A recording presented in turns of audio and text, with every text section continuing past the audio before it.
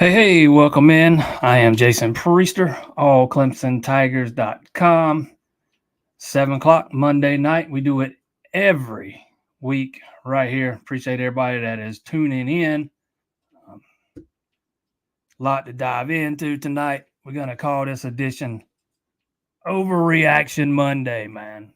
That's what we're going to call this show tonight. Forget the title that's on the screen. We're going to call it Overreaction Monday because that's what we get every year after spring games. Um, I've kind of made it a point the past 2 weeks to say there's just not a ton to be gleaned from these things most of the time. But we can dive into everything we saw. I can give you my takeaways. You can give me your takeaways. Clemson baseball, another sweep. The bullpen finally looked a little bit vulnerable yesterday. I wouldn't, read too much into that. That bullpen's been really good for pretty much the entire season. Let one get away from them yesterday. It's going to happen from time to time. Having said that, they still won the ball game, man. Still won the ball game. D1 put out their D1 baseball put out their mid. I think it's their mid whatever it's called today. We're not quite at the halfway point, but if the postseason started, let's put it this way: if the postseason started today, Clemson will be the number one overall seed, not Arkansas, even though Arkansas is ranked number one in their poll, if I'm not mistaken. But I've been a little tied up today, yesterday and today, to be quite honest. I haven't really seen any news that's come out today, so did go back and watch most of the broadcast of the spring game. I wanted to be able to at least watch most of it before I jumped on here tonight, so I was able to do that this afternoon. We can jump into some recruiting if you guys want to do that. Not that there was a star-studded guest list at the game or in town over the weekend, but a couple of guys probably worth talking about. Wherever you want to go. We're gonna obviously start it with the spring game though, and I didn't see a whole lot that really surprised me. I think I don't know if I said it on here last week or I wrote about it late last week, but I think one of the things I said was I wanted to see Clemson at least make a little bit of an effort to push the ball down the field, and they didn't make much of one.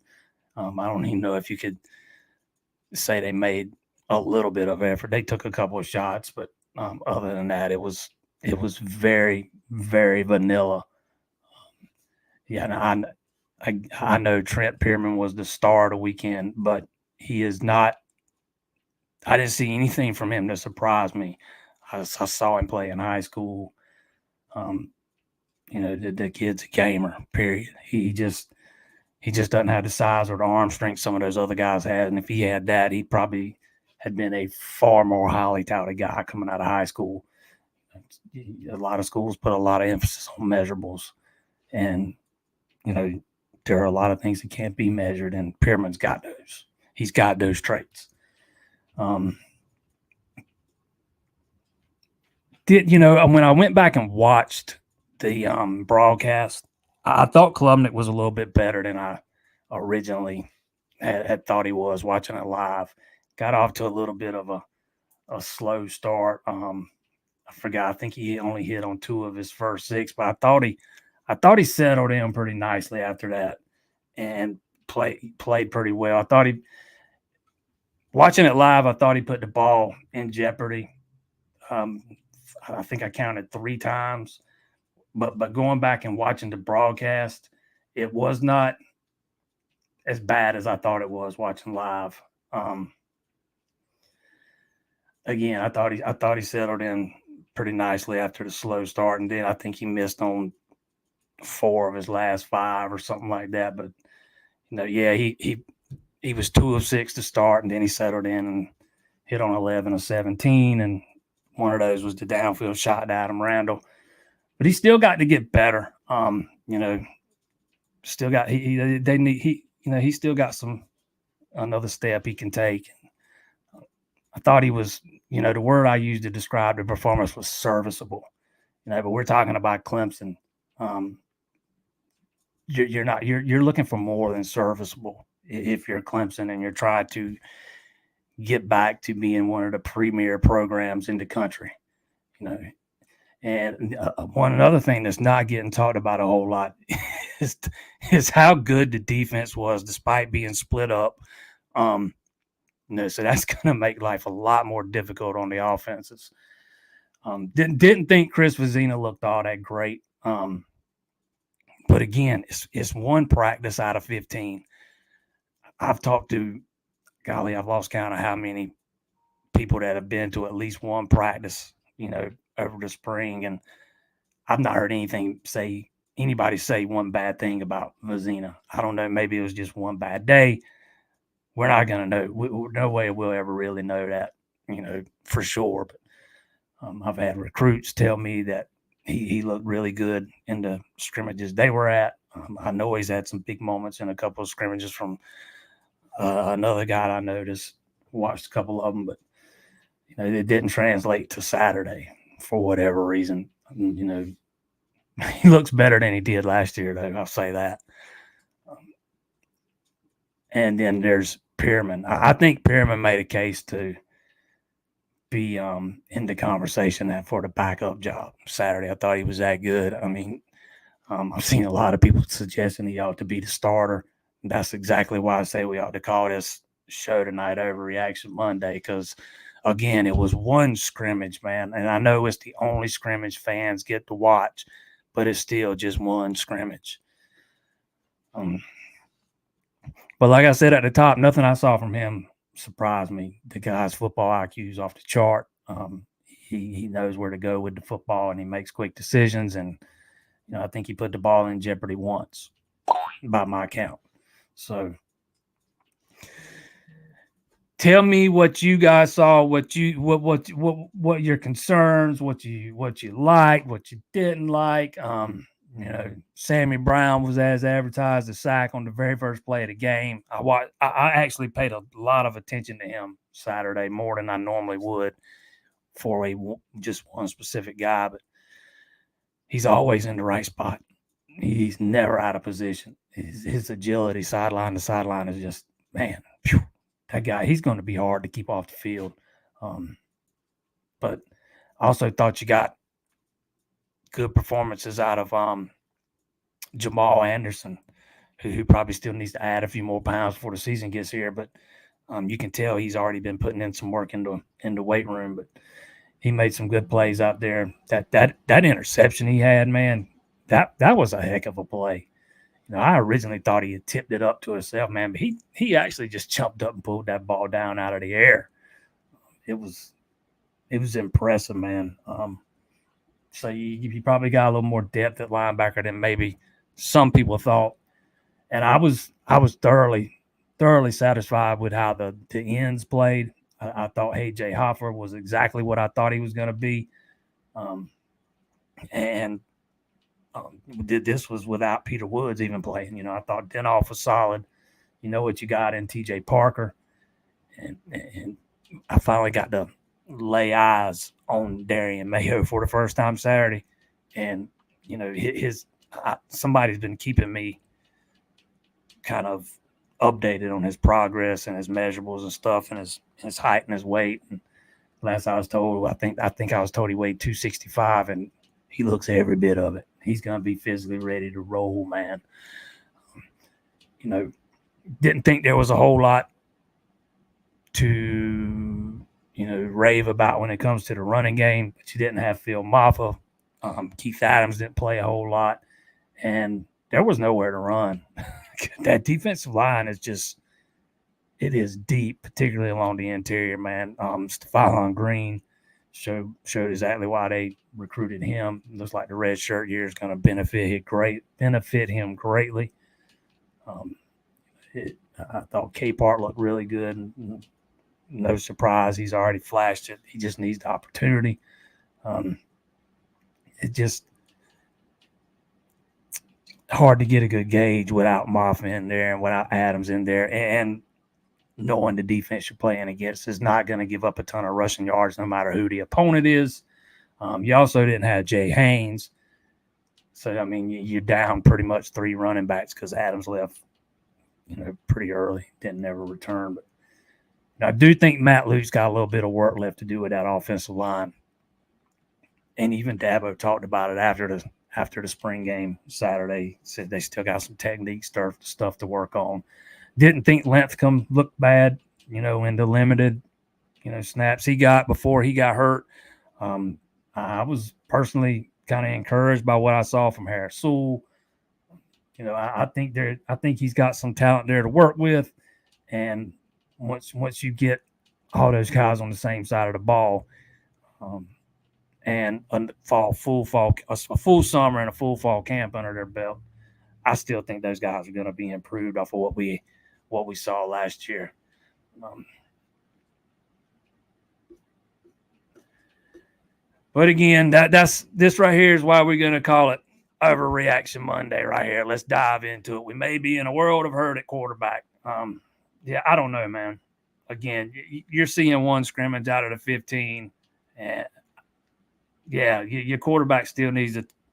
He still needs to do some developing or some growing. But again, when I went back and watched it, I was a little more encouraged than I was when I came away watching it live. I thought he's a little bit better. Again, like I said, the word I'd use to describe him was serviceable. He wasn't making terrible decisions. And again, you got to keep in mind what the game plan was, man. It was very vanilla. They weren't trying to do a whole lot. It's hard to get a good read on those things out of these games.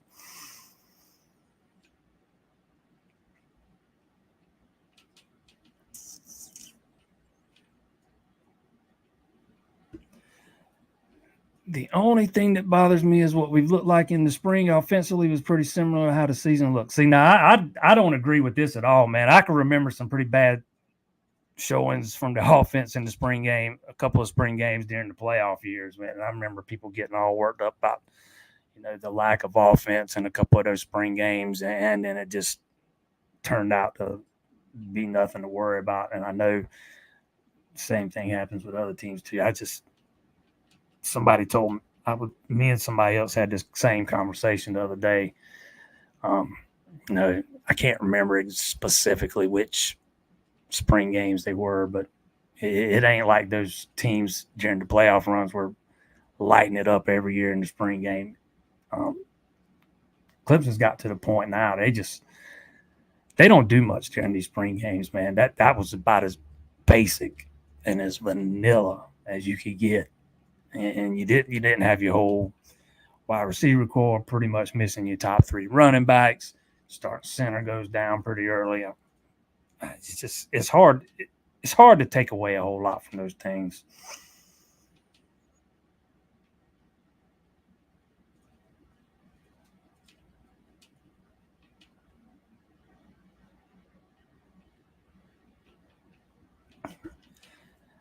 Jay says he thought the team looked decent apart from QB. Offensive line still has to grow, but they're improving. Yeah, I didn't think, I came away from the game actually very unimpressed with the offensive line. But once I went back and watched it, I came away with a different feeling. But I say the same thing about the quarterback too.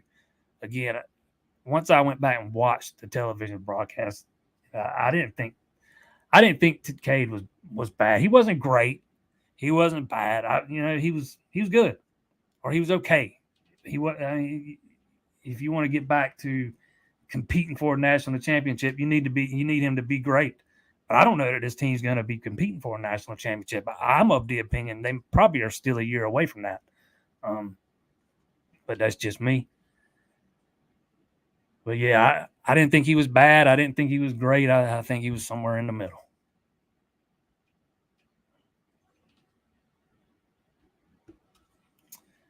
D line could really be the strength of this team. The defensive line probably is going to be the strength of this team. Just like you've seen in so many years past for this defense, there's just so much depth on the interior, and there might be a little bit more at the end than a lot of us were thinking there was going to be. I really believe Darian Mayo, as long as he can get in here and learn the defense. And I know he's already been working on it. He's already into the playbook, and they're doing Zoom meetings with him and that kind of stuff until he gets here. But if he can get here in the summer and kind of soak up everything he needs to soak up over fall camp, I think he's going to have some opportunities. But you got to really like what you saw out of AJ Hoffler on Saturday. And some of those interior guys showed they can get after the passer from defensive tackle. I mean, that's what makes your defensive line elite. When your defensive tackles can get after the quarterback, as well as plug up the gaps and stop the run. That is what will make your defensive line elite. And I think Clemson's good at linebacker, and I think the pass defense is going to be probably about as good as it was last year. I'm not sure I see a whole lot of drop off there either, despite the fact that you lose Nate Wiggins and Sheridan Jones, even though Jones didn't play a ton, and Makuba's transferred out. There's a lot of young talent in that room, man. I think Avion Terrell's got the makings of a shutdown corner. I think Shelton Lewis is going to be really good. If you can get Jaden Lucas healthy, that's another guy that's got unlimited potential. And then you got a lot of young talent at safety too. We all know what Khalil Barnes can do, but Kylon Webb,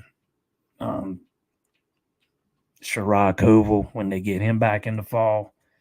I know I'm forgetting somebody, but there's some young talent at safety too.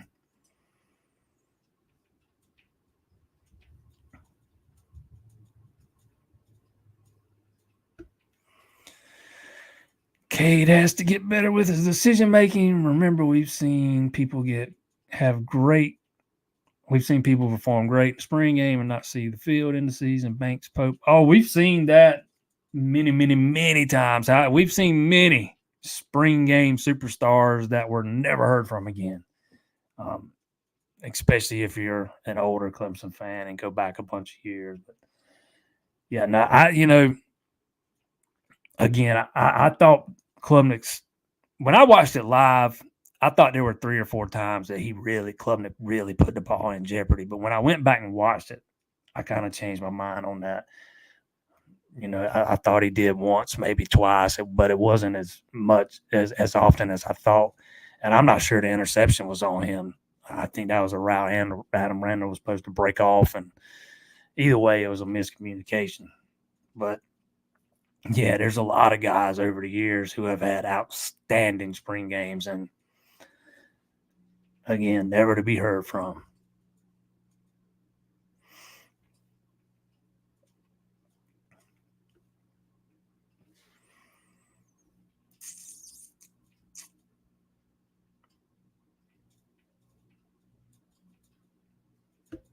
Here's another example of overreaction Monday.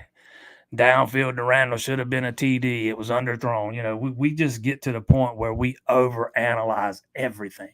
Everything's got to be perfect or we're going to tear this guy down. It was a 55-yard completion, man, and we're criticizing. I don't know, man. I just get a good chuckle out of those things, man. That is, I will say this, the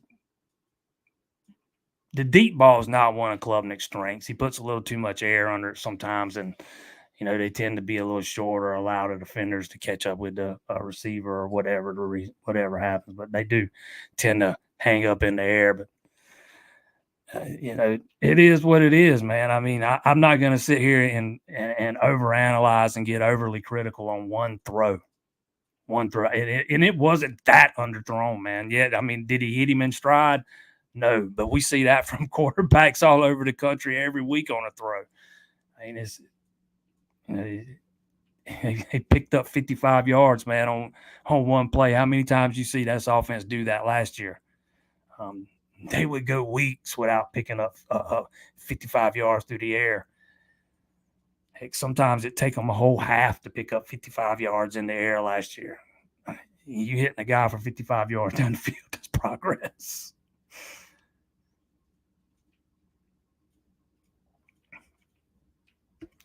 Nobody is talking about Adam Randall. I thought he looked different. Yes, he looks like he's got his confidence back, man. That's a guy that has really been hampered by injury. I think he's played far more banged up than some people know.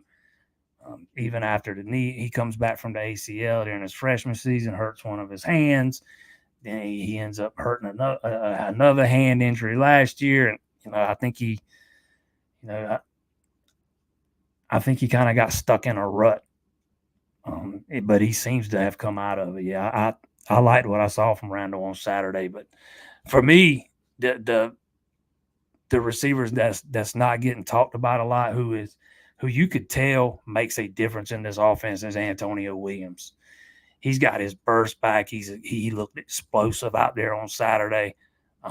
He just looked really good, man. When you watch him cut and get in and out of his breaks, man, he was smooth, and it just kind of emphasizes how much they missed him last year.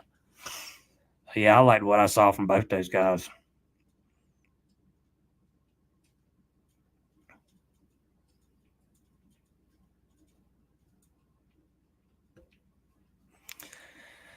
Defense is good, nearly three deep. O-line and offense in general may struggle too deep. Mix and match of both defenses show D wins big. Yeah, the Clemson's just, I mean, they are so deep at some of those positions on the defense side of the ball. They don't have that much depth on the offensive side. Particularly along the offensive line. I know Dabo likes to talk about how every year they want to have, or they do have 10 or 11 guys, but it's usually 6 or 7, maybe 8 if you're pushing it.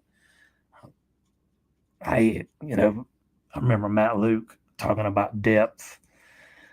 Golly, I guess it was last year, right after he got hired, at his introductory press conference, and he said you want to have 7 or 8 you can go win with, and he thinks they'll have that.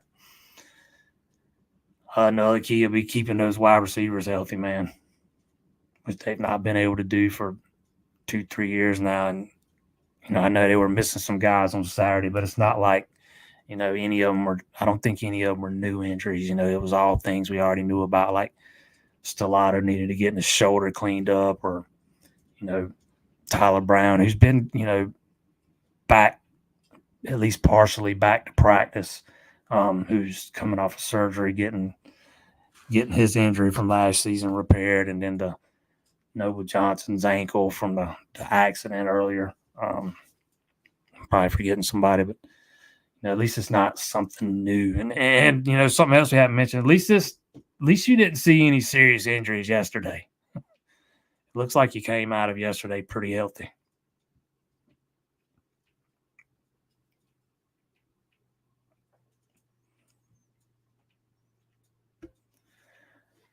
Offense needs to improve. Obviously, let's not overreact to a spring. Yeah, that's kind of where I'm at. That's kind of where I'm at. I tried to. I kind of learned a long time ago not to read a whole heck of a lot into these things. There might be some individual performances here and there that you can, that gives you an idea of how ready a guy's going to be. But in general, man, it's just it's another practice. It's a scrimmage game.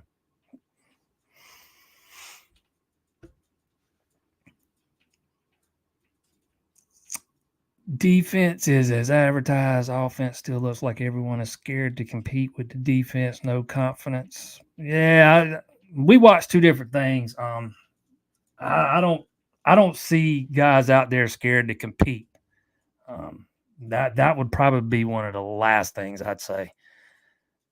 I thought Klubnik looked far more comfortable this year than he did over the first half, or on Saturday, far more comfortable than he did, over the first half last season, first 2/3 of last season. And I said last week that was one of the things I wanted to see, his comfort level, and I thought he looked comfortable.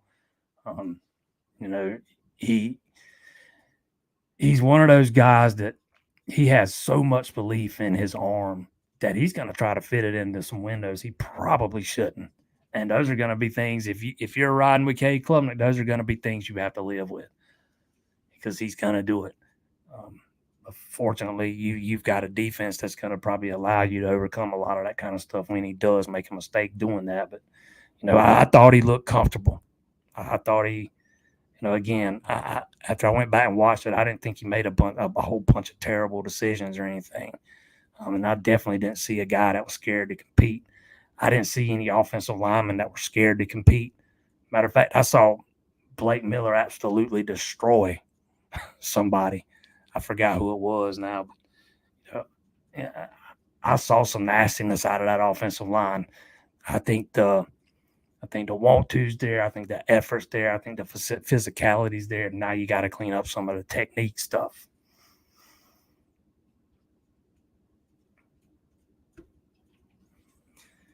Fans on X and Clemson boards already starting the rally will be a buzz conversation if offensive isn't explosive this year. Well, hey, look, you paying Garrett Riley. Clemson's paying Garrett Riley a lot of money. It was, seen as the home run hire of that offseason. Clemson needed somebody to come in here and reinvigorate this offense, revamp this offense, because it had gotten stale. And the results last year were similar in a lot of ways, and in some ways they took a step back from what they were the year before.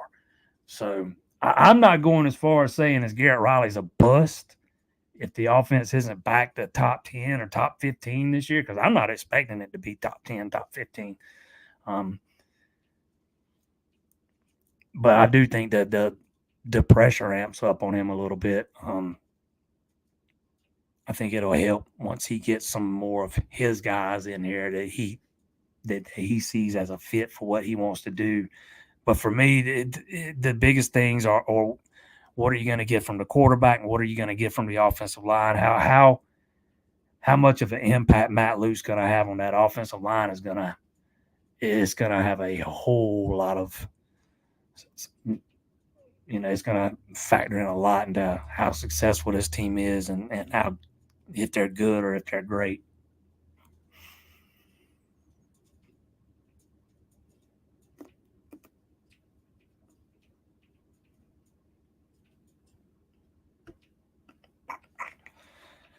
How do we look at center? Who you think will be the starter?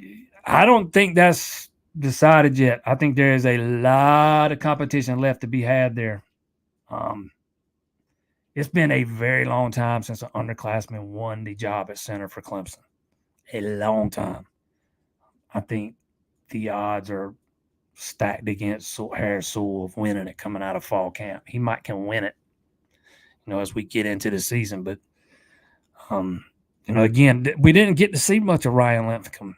And I actually asked Dabo about the competition at center last Wednesday, and he said some things that intrigued me. I think he was sending a message to Ryan Linthicum. He's coming out of spring as the starter, but just barely. He's just a little bit ahead. He said that he mentioned publicly the things he wanted to see out of Ryan over the summer. He wants him to be in better shape physically. He wants him to put the work in the weight room. When Dabo starts mentioning things like that tends to open my eyes sometimes. Because, I'm a believer in probably 95, 96, 97, 98, or 99% of the things Dabo says are he's doing it in a way to motivate this guy or that guy or this group or that group. And I know that's what he was doing here, but the fact that he would get so specific, I thought that was a little interesting. And I also thought it was interesting that he made it a point to say it in more than once that Sewell was coming. He said it more than once. He really, I thought if you listening to what he said and how he said it, I came away thinking he's been pleasantly pleased with Sewell's performance this spring. It's his first time snapping. It took him a few practices to get the snapping part worked out, but sounds like he's got those issues behind him. And I also remember saying, if I'm noticing you at center, that's a problem. And going back and watching the broadcast, I watched a good bit of it today, anyways. I didn't notice the center a whole lot, so that's probably a good thing. But watching it live Saturday, I did try to watch like Ryan Linthicum some, and he just went out too fast. So it's hard to say one way or the other. I think that's going to be a very heated competition, maybe going all the way up to the week of the first game. And I think it's going to come down to Sewell or Linthicum. And I would give the edge to Linthicum because he's been here longer. He knows the offense and all that kind of stuff. But when it comes to playing time, Sewell's actually got a little bit more experience. Maybe not at center, but he's logged more snaps than Linthicum has. He's actually started some games last year, and it's not like it's this easy transition and moving from guard to center, but we've seen a couple of guys do it over the past couple of years. So it wouldn't shock me if he doesn't win that job ultimately. But it's been a long time since Clemson's had a underclassman outright win the job at center.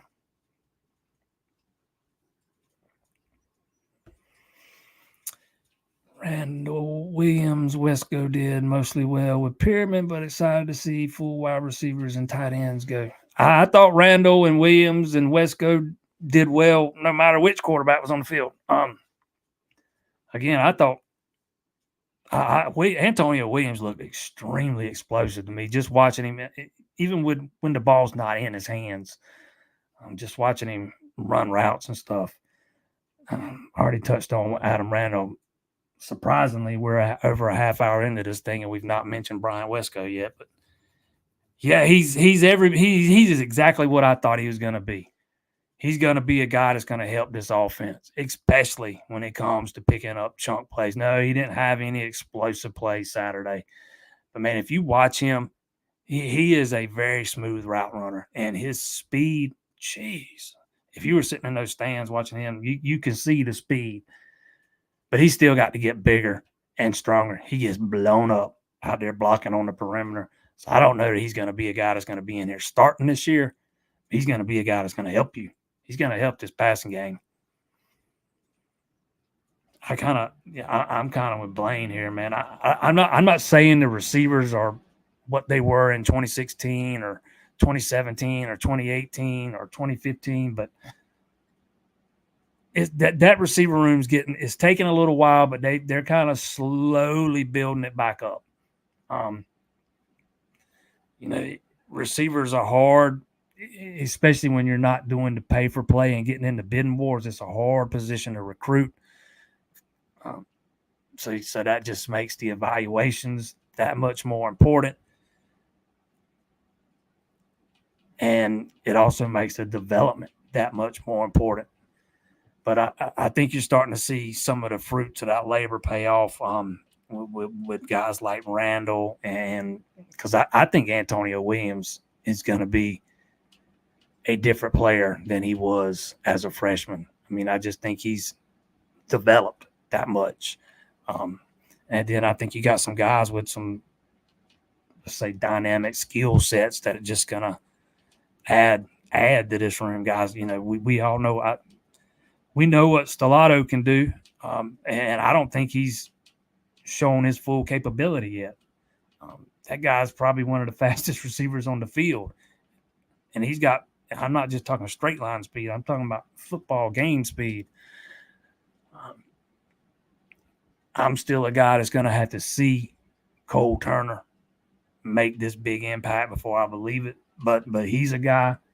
And they said there's some, you got some players in that room. You got some talent to work with. Again, I'm not saying they're back to being wide receiver you or anything.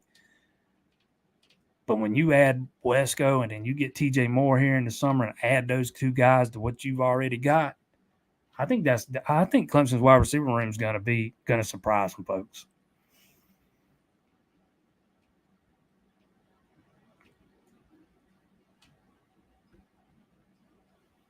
Running back may be a little bit concerning, but I'm not sure yet. Yeah, I don't. It's hard to take anything away from what we saw at running back. Again, no Phil Maffa, very little of Keith Adams, no Jay Haynes.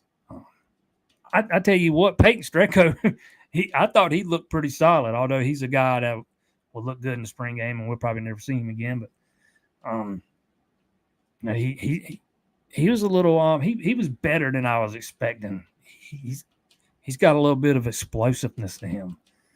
I know I like to use that word a lot, but um, it's hard to get a good gauge off what we saw with the running backs when you were probably missing your top three guys, and against that defensive line, who any team you play is going to have a hard time running on. But I think one of the defense gave up 50 something rushing yards, and the other one gave up 40 something, and a lot of those came on the chunk play from Pyramid.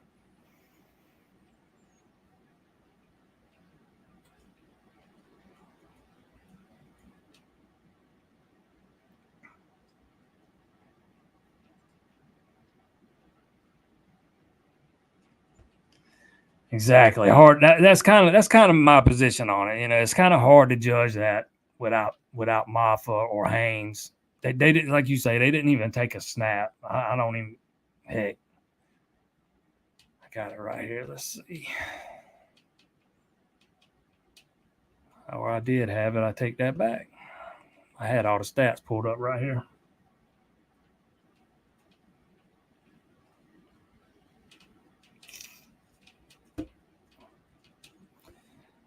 Let's see.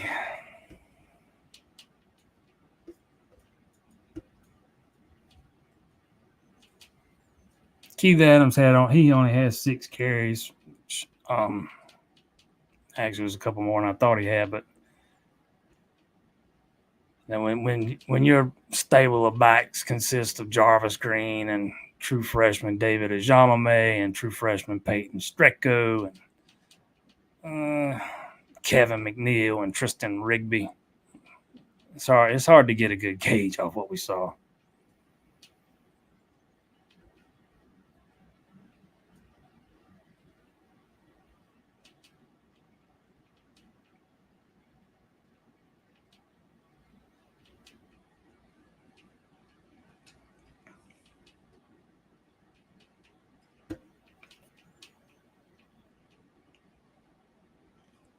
Wesco says advertise. I'm excited to see TJ Moore once he enrolls. Yeah, I thoroughly encouraged by what I saw from Bryant Wesco. I just he's just got to add some more bulk still.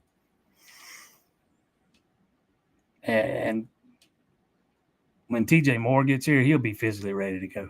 He's probably already in the 200-pound range. Wesco's probably 170, 175. So he's still got some. He needs to get bigger and stronger so he can help you out there on the perimeter when he's got a block. And you might see him. There'll be times this year he might struggle in some coverage. Especially if guys are getting physical with him because he's a 17, 18-year-old kid that is still working on his body.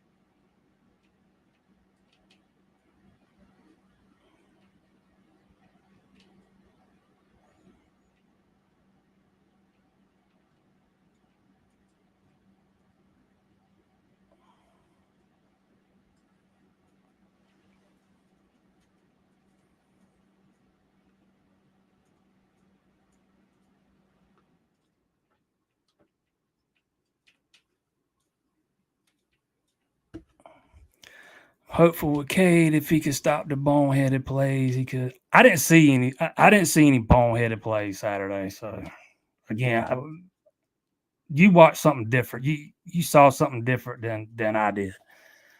Again, I thought he put the ball in jeopardy a little bit more when I was watching it live, and I've said it 2 or 3 times now. But when I went back and watched the broadcast, I kind of changed my mind on that a little bit.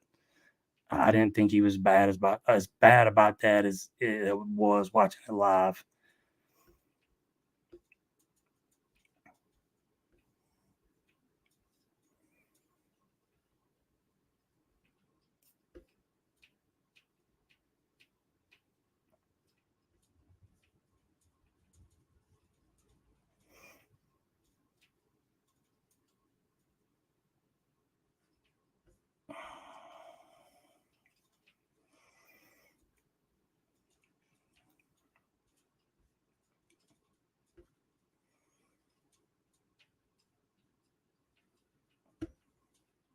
Clemson's already got their quarterback for next year, Blake Hebert.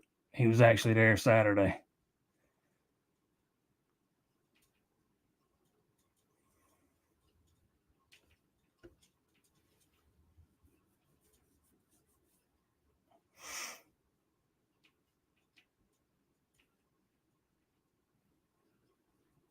See, here's another big overreaction. Rump coming in showed more than Luke. You're basing this off one scrimmage, man, and how harder is it to build a cohesive line than it is to get some guys ready to get after the passer and set the edge? I don't know that those two things are comparable. Um, you know, I see all your comments over here, and I'm skipping over them on purpose because I'm not getting into an arguing match. But you're dumping on a guy that's been here for one spring, basically, who is trying to, what's the word I'm looking for here? He's trying to basically just redo that offensive line room. You might have to tear it down and build them back up. We don't, none of us have an inside look into that thing and know what's going on there. Again, you're basing all this off of one scrimmage, when not all the starters aren't even playing together, and your center gets knocked out pretty quick. And now here we are, Rump coming in, showed more than Luke. I mean, I don't really know what else to say about that, man. I mean, except for the fact that, it might very well come out that, it might very well prove to be that this offense is just as bad as it was last year. But if that turns out to be the case, it ain't going to be because of what happened Saturday.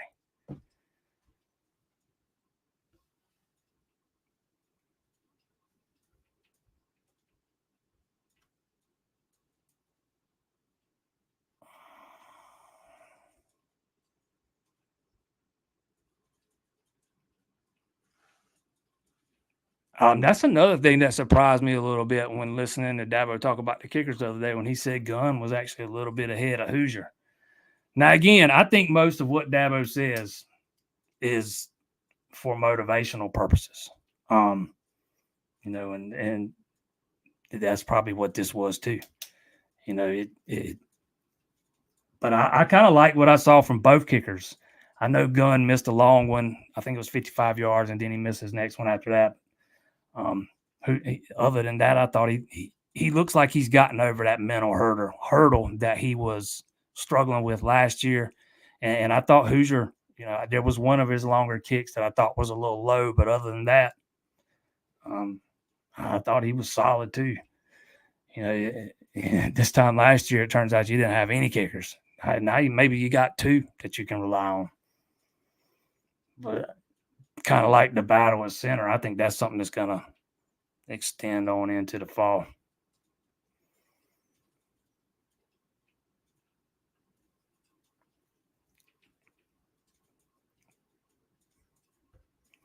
Yeah, we haven't really talked much about Tyler Venables at all. Getting him back, just his veteran presence. That guy has played a lot of football. So has R.J. Mickens. That's a lot of experience on the back end of that defense, particularly Venables with his high football IQ. He'll probably be a coach sooner rather than later once his career wraps up. But I have extremely high expectations for the back end of the defense. I thought they were going to be improved last year, but man, they were so much better than I was expecting. I knew Nate Wiggins was going to be a solid corner, man, but he ended up being far better than I ever envisioned. I think Avion Terrell is going to be, that kind of guy. I think he'll be able to lock up one side of the field for you. I think Shelton Lewis is going to be really good. I think Jaden Lucas can be, really good if you can keep him healthy. And then those two young freshmen, man, you got glimpses of Tafoy Fegan the other day. Again, we've talked about this before, but there's a reason why they called him the seatbelt in high school. And Corey and Gibson, who didn't play Saturday, they're really high on him too. So, there's a lot of pieces on the back end of that defense. And I think you got a good mix of experience and youth or veterans and youth. Got a good mix there, and I think that pass defense can be a strength for this team again this year, just like it was last year. Matter of fact, I think, with Shelton Lewis being kind of forced into starting and playing almost the entire Gator Bowl, I think he grew up a lot that day. And I think that'll end up boding well. I think that'll end up paying big time dividends for him this year.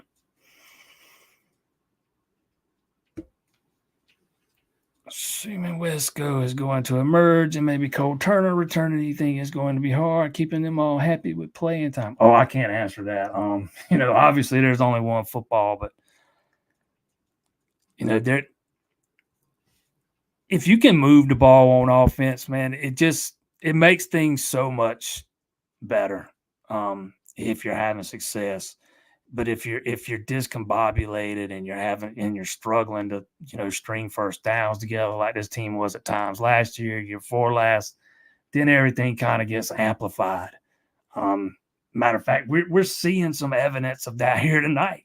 The last 2 or 3 years of this offense, have just gotten a lot of people to the point where they're not going to believe there's been any growth. There's not going to believe there's been, any signs of progress until Clemson goes and puts 500 yards of offense on the board 2-3 weeks in a row. There will be some people who, let's say this team goes out and loses by 2 touchdowns to Georgia and the offense is up and down.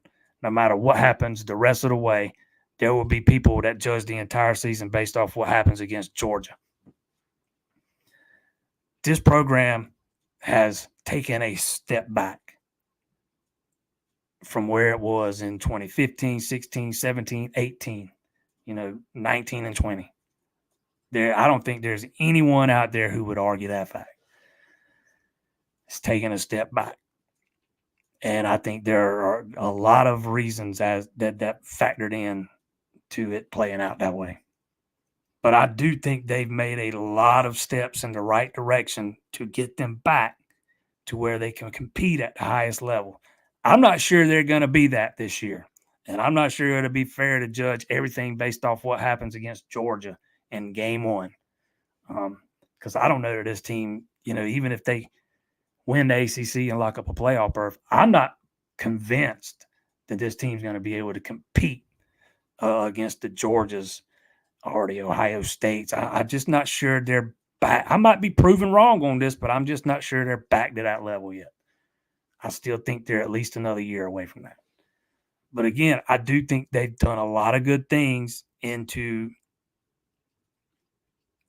getting it back to where they can compete at that level. But some of the things that have gone wrong and, some of the causes for why the offense is taking these steps back, they're not correctable overnight. They are not things that can be fixed tonight. Some of them, it's taken a year, 2 years, 3 years to, identify the issue, address the issue, and then you got to wait on the issue to get resolved. Again, you can't resolve it overnight. Let's use the offensive line, for example.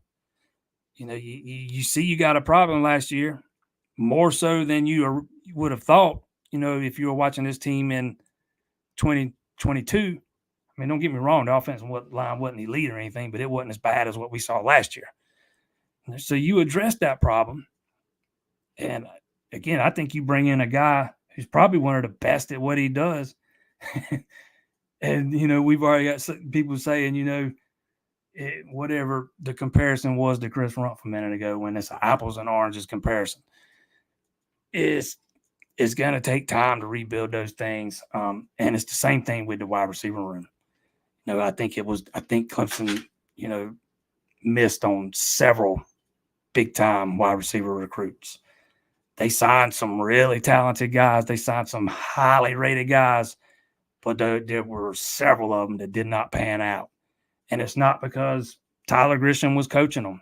They went on to other schools and didn't pan out under different wide receiver coaches. Some of them under 2 more wide receiver coaches after they left Clemson. So, I mean, I don't know if you can just say it's because Clemson's not developing receivers. I think there was a lot of factors that played into Clemson's, demise. Let's put it that way.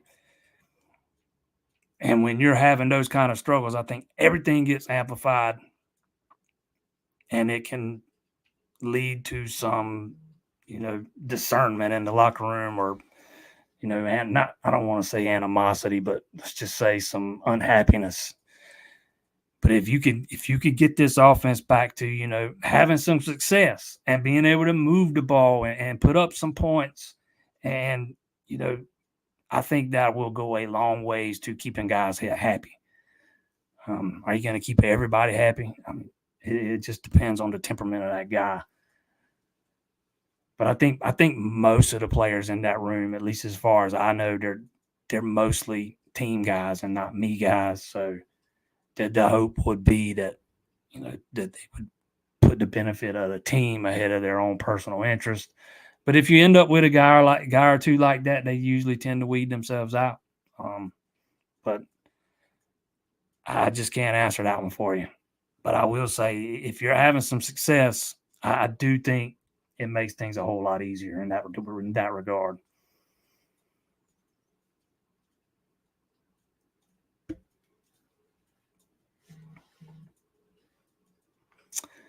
I am encouraged by your comment of Clemson being a year away from being back to the national level. If offense can run the ball and reduce turnovers, it'll be that good this year. Yeah, I'm saying I think they're at least a year away still. It might even be two.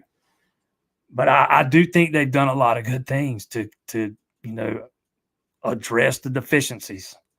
Um, everybody loved the Matt Luke hire, and now all of a sudden, people's are Clemson ain't played a game in the regular season yet, and we got people down on Matt Luke all of a sudden. They ain't even played a game yet, under his coaching. And no, I don't count the Gator Bowl. I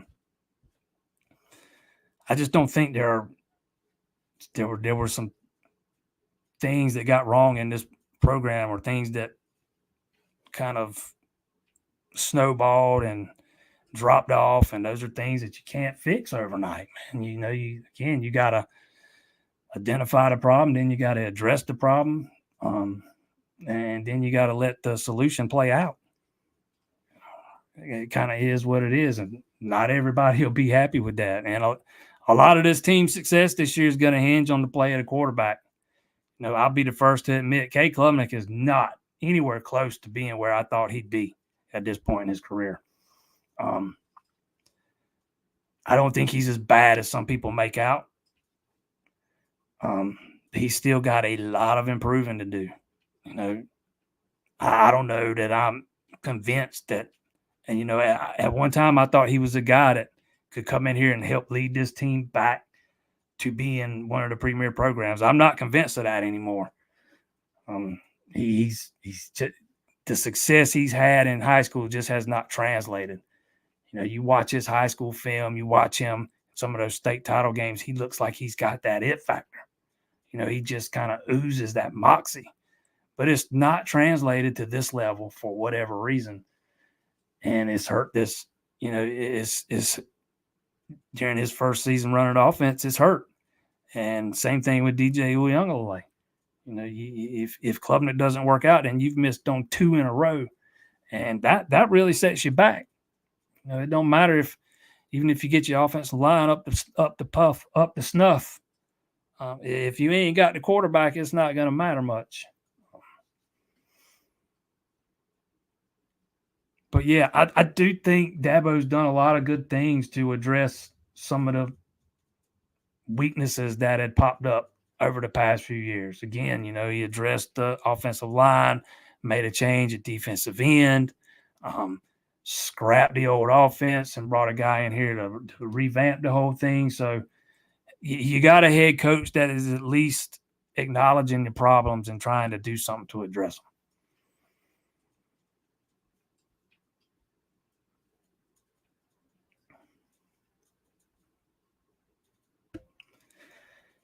Cade has dropped a 72-yard pass on a dime last season. Yeah. And he also had a lot of passes down the field that hung up in the air. I mean, it's just it's kind of the story with him. He's got to be consistent. He's got a Cade's got a strong arm, but he doesn't have what I call elite level arm strength. He doesn't have a cannon on his shoulder. Of the two, Vizina's probably got the stronger arm. Actually, of all three, Vizina's probably got the stronger arm of all three of them quarterbacks. But arm strength's not everything.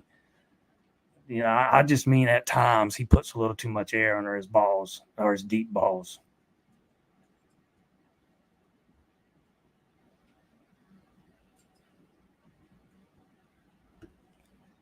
Strecko looked incredible. Could he get running back 2 considerations? I wouldn't bet money on that. I thought he looked really good in the opportunities he got the other day. He's got a pretty good first step there. He has 7 carries for 24 yards. But, I think, Adams is pretty entrenched in that running back 2 role.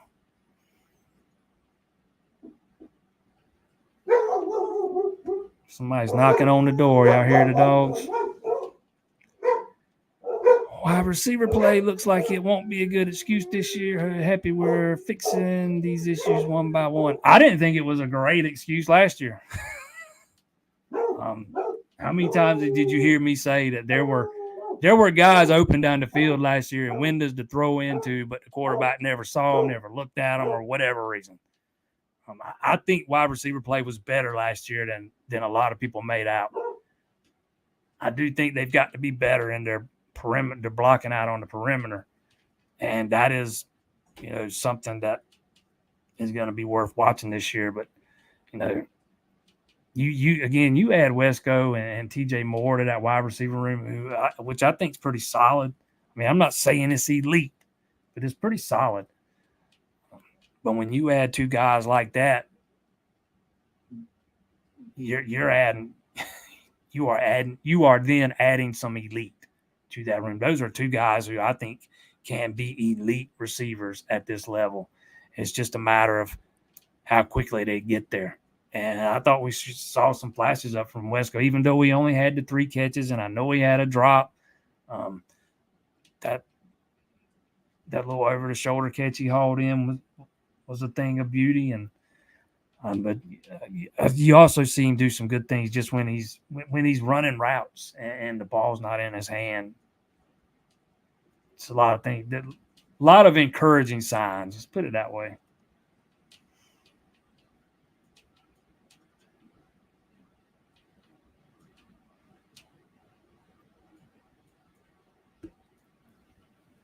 Absolutely too many armchair quarterbacks. Nobody's perfect. Never will be perfect. But can we win? Absolutely. With Cade and Pierman, we can win any game. I don't know about any game. But I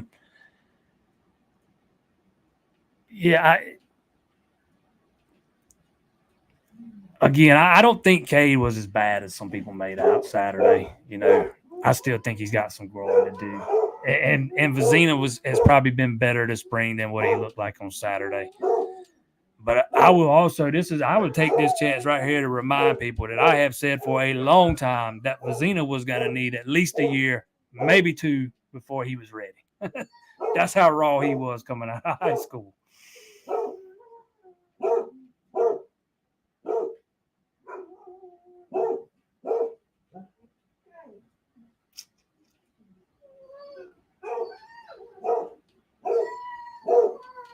Any chance Pierman becomes at least the second string? I don't know, man. That's hard to answer.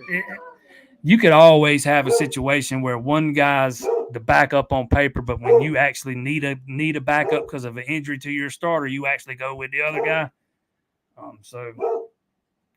I do think that Pierman made a case for himself to be thrown in, his name to be thrown into the mix for the backup job. Absolutely, 100%.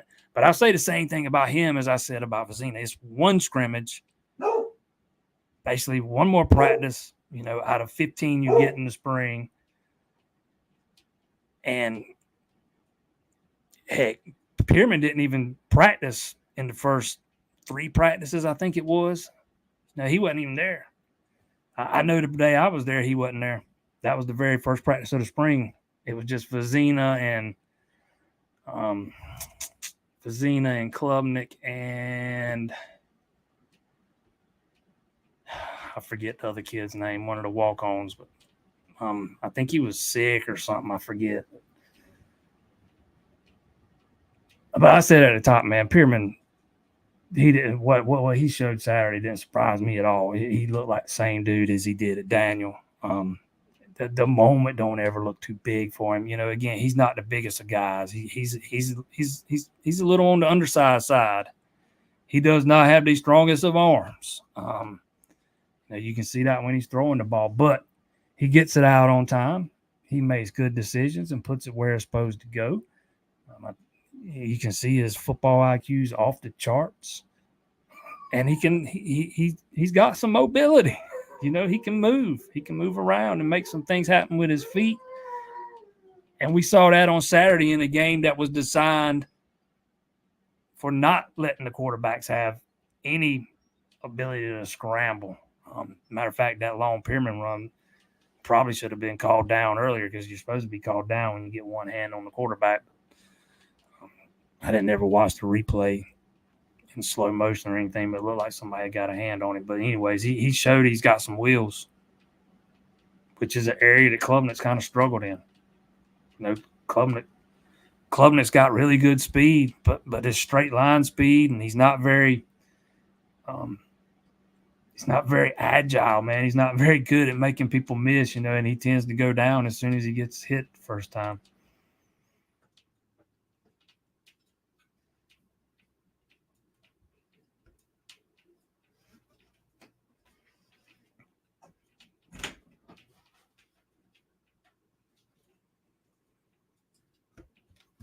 I think we'd all like to see an FCS opponent for the spring game. You know, you would get a much better gauge if you had full rosters.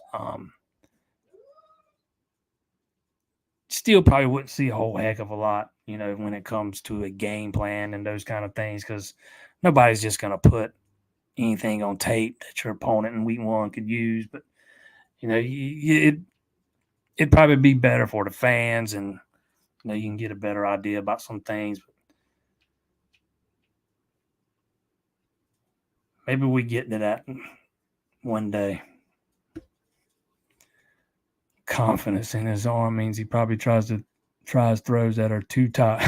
Sounds like words we saying about Trevor too. Yeah, I fully believe that, man. I think he's got so much confidence in his arm. I think he thinks he can make any throw, and he tries to fit it in sometimes, and probably when he shouldn't. And you know, he's by far the only quarterback with that trait. There are a lot of guys that are like that, and you just kind of got to live with some of those mistakes. And I think he's going to be one of those guys that you're going to have to live with it.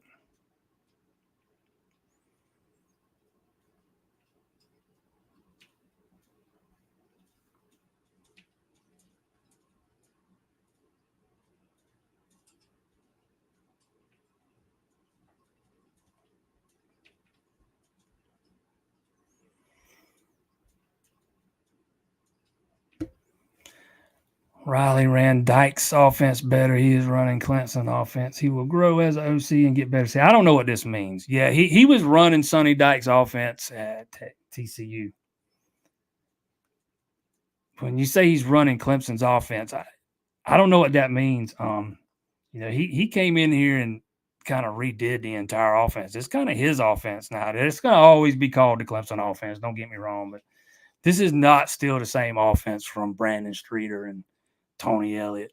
I'm not saying there aren't some of the same things in it, because you're going to get some of the same things with different varieties and tweaks in just about every spread offense. But, you know, this is, you know, it's not the same playbook. I know people want to think it is, but it's not.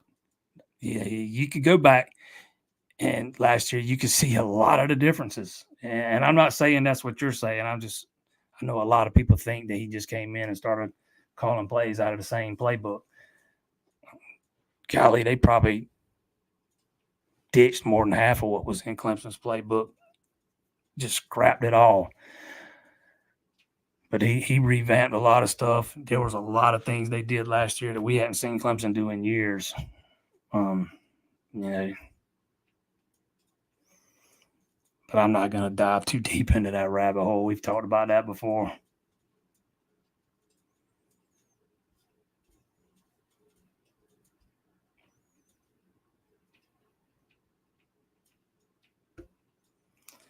It's impressed by Sap. Yeah, so was I. You know, a lot to like about what you saw from the tight ends, even though Brenningstool didn't play. I liked what I saw from Olsen, Pat Henry too. I think you're gonna have a lot of depth there. It'd be interesting to see who wins that job, that backup job behind Brenningstool. Maybe it's one of those.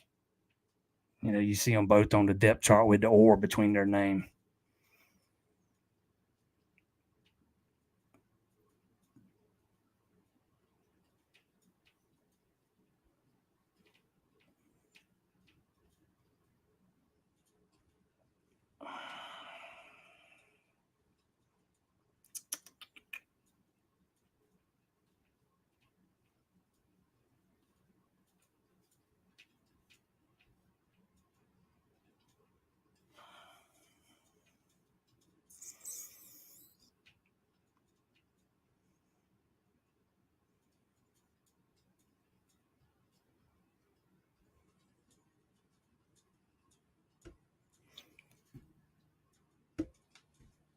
You can't turn on one college football show that someone ain't popping jokes about Clemson in the transfer portal. What is Dabo's problem? We are the only school that's not using the free agency. Dabo's made his stance on the portal perfectly clear, man. I don't have to tell you what his problem is. He's already told you. They're not going to use the portal to build their roster. But this narrative out there that he's totally against it's just, honestly, it's bullshit. We saw Clemson try to address some of the weaknesses in their offensive line or in their offensive line recruiting last cycle. We saw them try to address it through the portal last year. They went after multiple guys. They're just not going to guarantee somebody a starting job. They're not going to pay a guy, in the portal way more than he's worth. When they were looking for some guys that still had 2-3 years of eligibility left. None of them that they went after were going to come in here and start this year. They were looking for guys who they could finish developing and who would be ready to play a year from now, 2 years from now. And, when you got guys in the portal, they want to play right now. They don't want to come sit on the bench longer. It's not going to be popular among most of the fan base because they want you to go. Or a lot of the people in this fan base want them to go out and, pay for the best receiver in the portal. And, no matter any promises that were made to other people, all that be damned. He's told you over and over and over he's not going to do it. That this is going to, you can like it, hate it, agree with it, disagree with it, but he has made no bones about it. He is going to run a developmental program that focuses on bringing in high school kids and developing them. And they are going to use their NIL for retention, not for signing players in the portal, not for, high school recruits. That's not where the bulk of that money's going. Matter of fact, Clemson's probably not going to give anybody money to just sign on the dotted line. They're not going to get into bidding wars. If you come in and the first thing you ask about is money, they're probably going to move on from you. So I don't think he's got a problem. I think he's just got a vision of what his program's going to be, what it's going to stand for, and that's kind of where we are. Is it gonna blow up in his face? I don't know. Is it gonna work? It very well might, because we're seeing it in recruiting, man. There are still guys that believe in what he's doing there at Clemson. There are still guys that value education. There are still guys that are willing to come in and earn their NIL money. It just kind of is what it is. If anybody that's waiting for Dabo to kick a guy that a fan thinks is underperforming to the curb so he can go out and sign somebody he thinks is better from the portal, it ain't ever going to happen.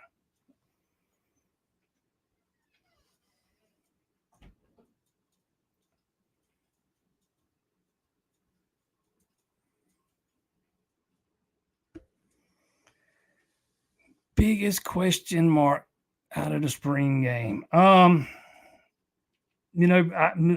Quarterback, man, quarterback. Same question I had going in, and I kind of figured I'd have the same question coming out. Where's your quarterback going to be come game one against Georgia? Because when we last, I know his last drive against Kentucky was a thing of beauty, but outside of that, there was a lot. There's a lot of improvement that still needs to take place. Again, I was plenty, pleased with his comfort level and most of his decision making Saturday, but I just don't think there's a whole lot to be gleaned from Saturday, man. There's no pressure. It's a very vanilla game plan. It's a whole different animal once you get into the season. So for me, my biggest question mark coming out of the spring game is what level is your quarterback going to be playing on when we get to the season?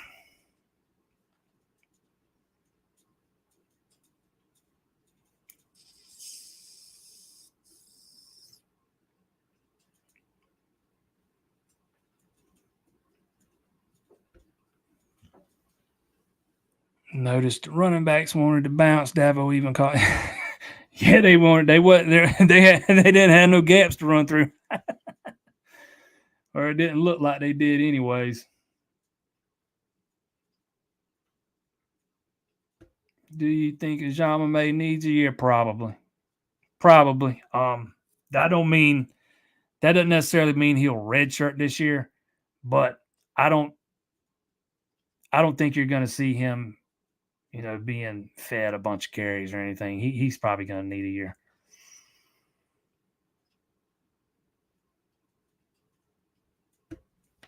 Yes, the portal opens back up April the 16th, I think it is. I've seen a lot of people say it's April the 15th, but I'm pretty sure I looked that thing up and it says 16th. But it's open for 15 days. It's either the 15th or the 16th. You'll get one of those spring portal windows every year.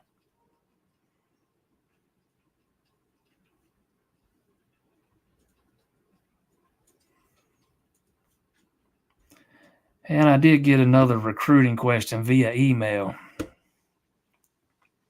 Watched Mason Short's video on why he committed to Georgia. Nothing but good things were said, which begs the question, why did he even visit Clemson?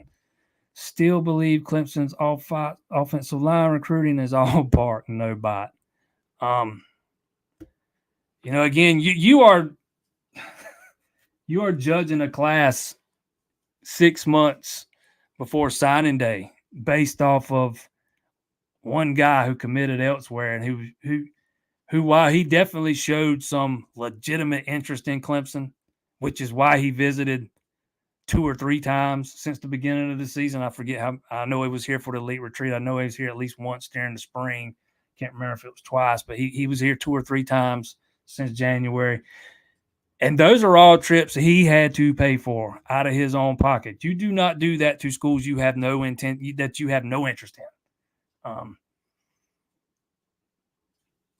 Why did Clemson miss on him? You're not going to get every guy. Not even once you go out and hire Mike Luke. You're going to miss on guys. You're going to miss on more in this class. That's kind of the nature of the beast, especially in this era. And if you start digging down deep into Mason Short's recruitment, there's kind of some other factors at play in it.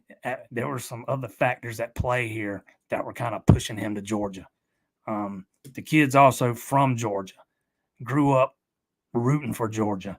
You were always an underdog in this recruitment. The fact that you got him to consider you as much as you did, to me, I think that's a win. And you say, I want to make sure I get this right now. Clemson's offensive line recruiting is all bark and no bite. 2 guys committed in this class right now. One of them's a top 200. One of them's a top 125 guy. The other one's a top 200 or top 250 guy. They're both blue chip prospects. Even go back to some of Thomas Austin's recruits, man. There's a lot of blue chip talent in that room. Go back to before Austin with Robbie Caldwell, some of the guys that are still left on the roster that he recruited. There's a lot of blue chip talent. I don't know that Clemson's got a talent problem. I think they've had more of a development problem. I still think there's more offensive line talent in that room than there has been at any point in Dabo's career, at least on paper. But it hasn't translated yet. That's part of the reason why you make a change from Austin to Luke over the offseason. I'll give you this. Clemson struggled with offensive line recruiting last year for whatever reason. And I don't think it was just any one thing. I think, they missed on a bunch of guys and, for a bunch of different reasons, in my opinion. But again, you did something to address that. You've got 2 big-time talents already locked up in this class. To me, the evidence would suggest that it's far more, than all bark and no bite. If it's all bark and no bite, you don't get any of those guys. None.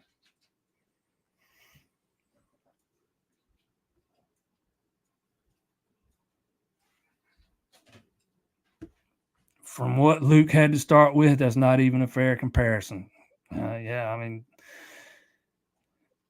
Luke is one of the best line coaches in college football. I'm gonna use your point. I know you're not. Russell. I know you're not really talking about what I was just talking about, but I'm gonna use it to make my point even more. Matt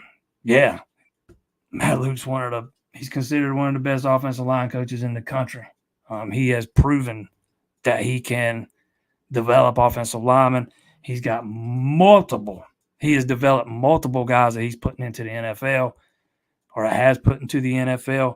And to me, that's one of the things that's hurt Clemson the most on the recruiting trail over the past few years when it comes to, nabbing some of these offensive linemen. They just have no track record of putting any guys into the league. Now they do. Or now they've got a coach that has that track record anyways.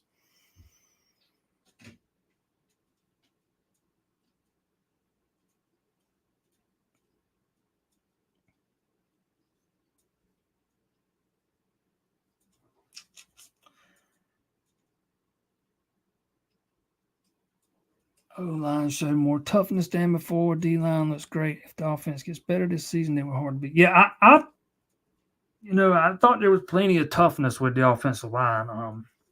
I forgot who it was earlier that said something about the effort. I thought there was plenty already scared of competition. I didn't see anybody scared of competition. I do think there's got some technique things they got to get cleaned up.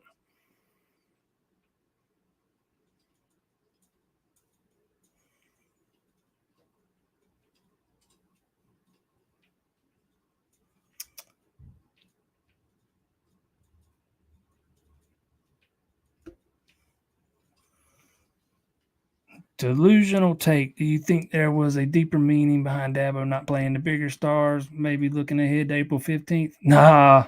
I think if guys like Maffa and Brenningstool, if they were planning to bolt, they'd have bolted after the season. I think Clemson's mostly done a pretty good job with keeping the guys they wanted to keep.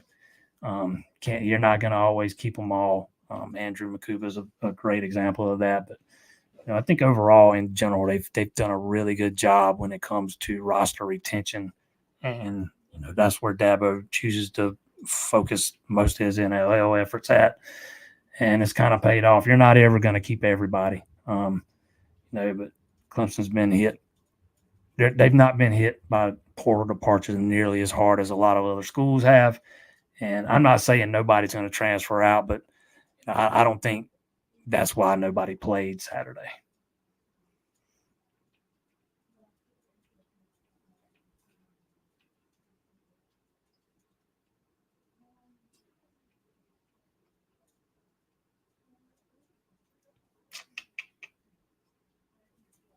Who you got in basketball tonight? UConn. I picked UConn to win it all from the jump. I'm sticking with them. How did the spring game attendance look? I think the announced number was 47,000, but there was nowhere close to that many people there, man.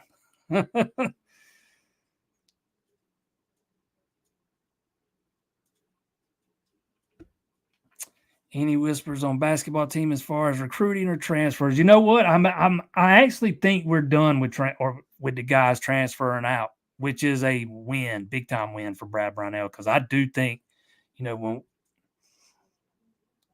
I always thought Beadle was going to leave. I never expected Jack Clark back because it was always assumed this was his last year of eligibility. So those were two guys that I were already expecting to leave. 2-3 weeks before the end of the regular season, there were a couple more on that roster that I thought had a really good chance of leaving.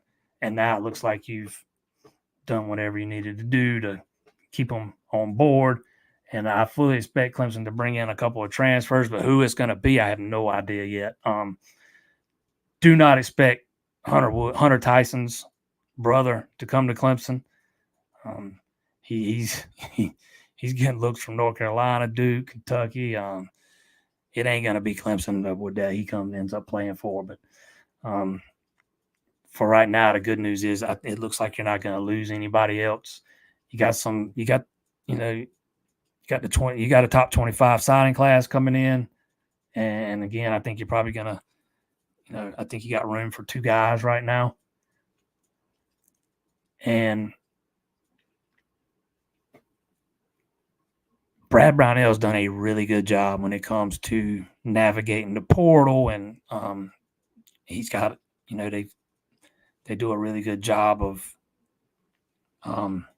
let's just say, on the NIL end when it comes to the portal and those kind of things. So it'll be interesting to see who they can land out of the portal, but that's something that he tries to not let it leak out. There's been, like, you see all these guys always talking about who's contacted them and stuff. Very few have I seen have Clemson listed among those schools. There's been one here and there, but 1 or 2 here and there, but that's about it. I can tell you this. They've been in contact with far more guys than being let on. They just like to kind of do it under the radar. But we'll see who they end up getting. They need a couple guys out of the portal, and it wouldn't outright shock me to see Chase Hunter decide to come back for another year either. I think he could probably make just as much staying here at Clemson another year as he would playing overseas. So we'll see what he decides to do.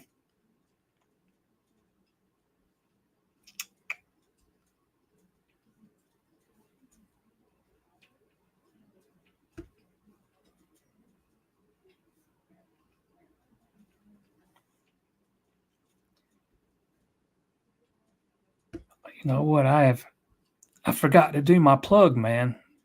All you guys are like, you want to put some money on the game tonight, betonline.ag.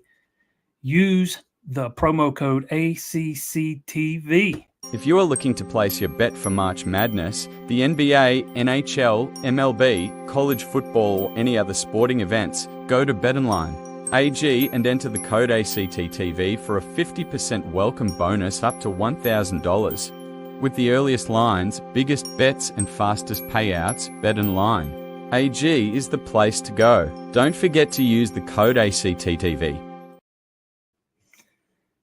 ACCTV, 50% off, betonline.ag. If you've not hit that subscribe button, please do so. I've not reminded people to do that tonight either. Kind of got all caught up. I stand by it. Clemson needs to hire a QB coach to develop their guys. They just did that a year ago.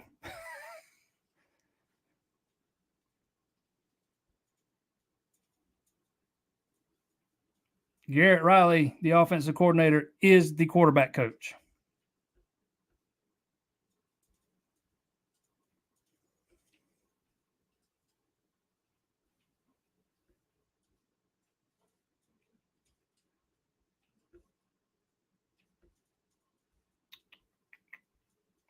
And I'll also add he's had pretty good success with the quarterbacks he's worked with before he got to Clemson.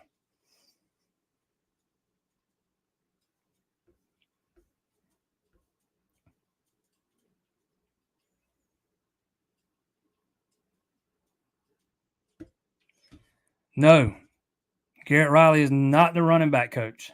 CJ Spiller is.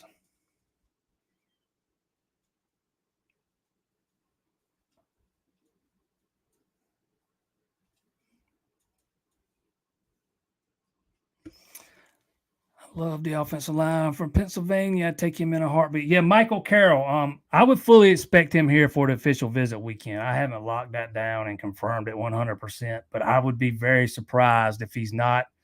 I don't think they even offer him. They just offered him a couple weeks ago when he was here for a visit, but I don't think they even offer him unless he gave them, a pretty good indication that he was going to be back that weekend.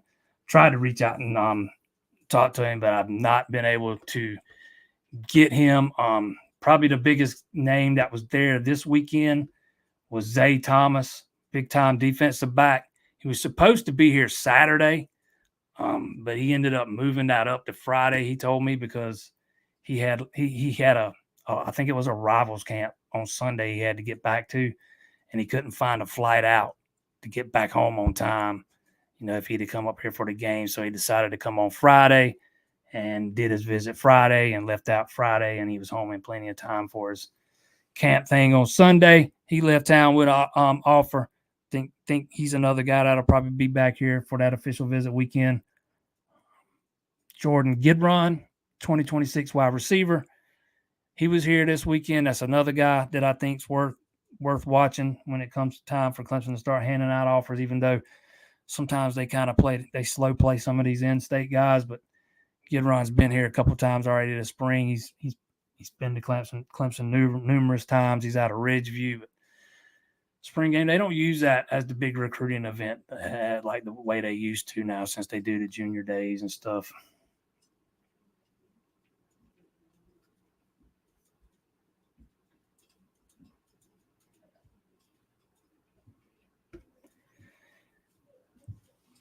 Any update on Davis Sanders? Not really. He's got, I still think he's gonna take those officials and make a decision after that. My wife just reminded me, man, I've been doing this. We've been going for an hour and a half, man. We're supposed to cut these off at 9. I mean at 8. We're supposed to go 60 minutes. If you've not hit that subscribe button, man, please do so. Everybody that's tuned in, greatly appreciated. See you right back here next Monday, 7 p.m.